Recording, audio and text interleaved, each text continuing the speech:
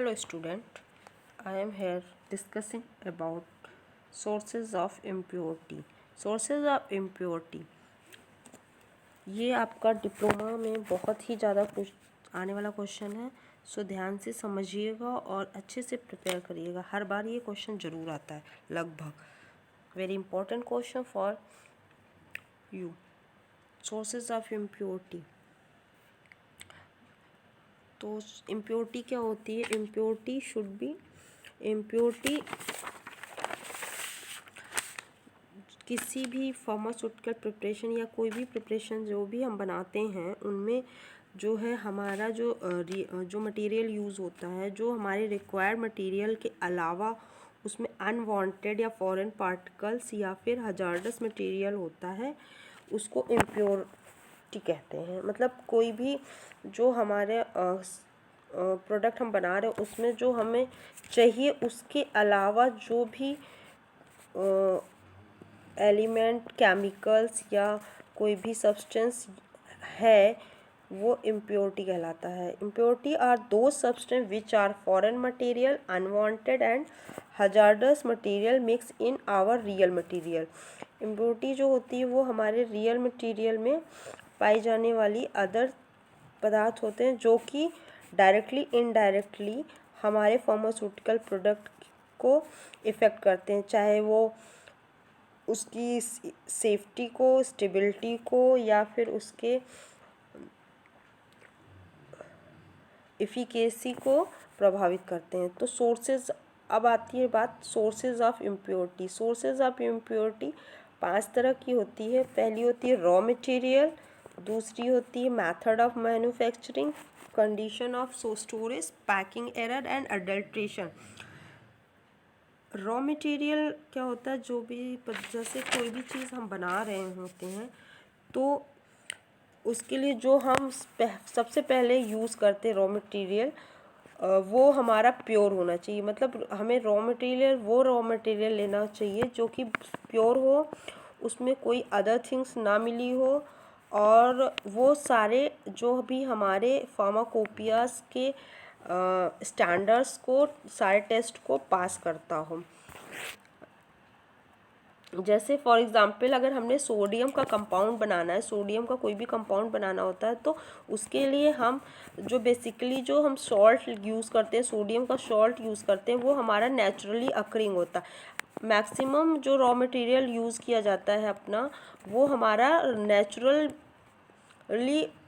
Available होता है। तो नेचुरली अवेलेबल जो भी चीज़ें होती हैं ज़रूरी नहीं है कि उसमें हमारा वो प्योर फॉर्म में हो, तो वो हमारा हमेशा इम्प्योर फॉर्म में होता है। जैसे सोडियम क्लोराइड, जैसे सोडियम कंपाउंड को बनाने के लिए हमें सोडियम क्लोराइड की ज़रूरत पड़ती है। सोडियम क्लोराइड जो है हमारा जो नेचुरली अकरिंग सब्सटेंस होता है वो सोडियम क्लोराइड का सॉल्ट होता है। उस सोडियम क्लोराइड सॉल्ट जो होती है वो बड़े बड़े पत्थर्स होते हैं, उनको जब हम ब्रेक करते हैं और उनको प्यूरिफाई करते हैं और टेस्ट करते हैं तो उसमें कई तरह के इम्प्योर केमिकल्स मिले होते हैं, जैसे कि chloride ion, calcium, magnesium, phosphate और बहुत सारे तरह के इम्प्योरिटी पाई जाती है। उसी तरह विस्मथ कंपाउंड के लिए विस्मथ सॉल्ट का यूज़ करते हैं, उसमें जो है इम्प्योरिटी के रूप में लेड, कॉपर एंड सिल्वर पाए जाते हैं। तो ये सारी चीज़ों को हम जो है एक केमिकल टेस्टिंग या एलिमेंट टेस्ट या क्वांटिटेटिव टेस्ट के द्वारा प्योर फॉर्म में कन्वर्ट करते हैं, इसके बाद यूज़ करते हैं रॉ मटेरियल।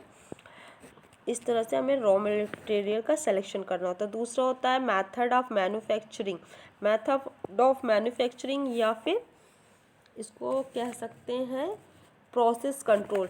रॉ मटेरियल हो गया। अब रॉ मटेरियल के बाद हम आते हैं रॉ मटेरियल को के बाद जैसे कोई फार्मास्यूटिकल प्रिपरेशन हमें बनानी है तो वो किस प्रोसेस से बनाते हैं। जैसे हम सपोज करते हैं टैबलेट बना रहे हैं, टैबलेट बनाने के लिए हमने रॉ मटेरियल ले लिया। अब टैबलेट को बनाने के लिए फर्स्ट क्या करते हैं, ग्रेनूल का फॉर्मेशन करते हैं, ग्रेनूल्स बनाते हैं। उसके बाद उसको मिक्सिंग करते हैं, ग्रेनूल की मिक्सिंग होती, ग्रेनूल्स की और अदर चीज़ों की सॉल्वेंट होता है उसमें। फिर उसको क्या करते हैं, पंचिंग करते हैं या कंप्रेशन करते हैं, फिर पैकेजिंग करते हैं, स्टोर करते हैं। तो जो ये सारे प्रोसेस मैन्युफैक्चरिंग की हुई टैबलेट की, उनमें हर स्टेप में कहीं ना कहीं से कोई ना कोई इम्प्योरिटी ज़रूर आ जाती। तो उस चीज़ को जैसे ग्रेनूल्स का फॉर्मेशन कर रहे हैं तो ग्रेनूल का फॉर्मेशन करते समय हम बहुत सारी चीज़ों का ध्यान रखते हैं कि उसमें जो सॉल्वेंट यूज़ कर रहे हैं वो प्योर होना चाहिए, जो भी रॉ मटेरियल यूज़ कर रहे हैं ग्रेन्यूल्स के लिए वो सेम साइज सेम शेप का होना चाहिए, सेम क्वांटिटी होनी चाहिए। और सॉल्वेंट मेनली होता है, सॉल्वेंट जो है प्रॉपर यूज़ होता है, और इसके कंप्रेशर करते समय इक्विपमेंट्स वगैरह भी एकदम साफ़ सुथरे होने चाहिए, कोई डस्ट नहीं होना चाहिए। ये सारी चीज़ें इम्प्योरिटी का कारण बनती हैं। थर्ड आता है हमारा स्टोरेज कंडीशन। तो स्टोरेज कंडीशन के लिए हमें हर ड्रग को प्रॉपर तरीके से स्टोर करना पड़ता है।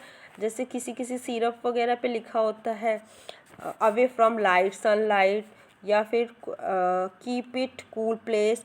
ये सारी चीज़ों को ध्यान में रखते हुए हम इसको पैकेजिंग करते हैं, और उसको किस तरह की बॉटल में या किस तरह के कंटेनर में रखते हैं। वो कंटेनर का जो भी रिएक्शन, जो भी केमिकल या जो भी हमारा रिएजेंट है वो उस बीकर या कंटेनर से रिएक्ट ना करता हो। और अगर एक साइज़ के एक कलर के हमारे अलग अलग प्रोडक्ट हैं तो उनको अलग अलग पैकेज तरीके से पैक करते हैं अलग अलग, और इसको सारी चीज़ों का ध्यान रखते हैं स्टोर करते हैं। पैकिंग एरर, तो जैसे NaCl का स्ट्रक्चर होता है, NaCl का स्ट्रक्चर हमारा क्यूबिक स्ट्रक्चर होता है, क्यूबिक स्ट्रक्चर है। तो कभी कभी क्या होता है, ये क्यूबिक फॉर्म जो है चेंज हो जाती है किसी और अदर फॉर्म में। अगर ये क्यूबिक स्ट्रक्चर चेंज होता है, दूसरी फॉर्म में होता है, हेक्सागोनल या ट्रायंगुलर या रेक्टेंगुलर, तो ये जो है कॉज करता है इम्प्योरिटी को। क्रिस्टल पैकिंग ऑफ सॉलिड में lead to serve reaction which में इफेक्ट द प्रिपरेशन, जो कि रिएक्शन में इम्प्योरिटी लाता है और जो हमारा प्रोडक्ट ख़राब हो जाता है।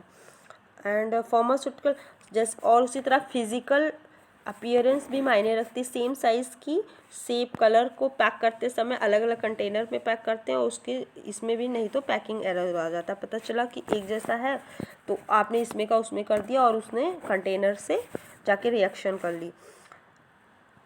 और अडल्ट्रेशन क्या होता है, किसी भी प्रोडक्ट में उसी जैसी दिखने वाली चीज़ को बाहर से मिलाना, चाहे वो बाई एक्सीडेंटली हो या चाहे जैसे भी हो, सेम उसी तरह मिलाना। जैसे कभी कभी मसाले, जीरा या काली मिर्च वगैरह में आप देखते हैं पपीते के बीज मिला देते हैं, और भी किसी चीज़ में कुछ भी डाल देते हैं, वो सारी चीज़ें एडल्ट्रेशन होती हैं।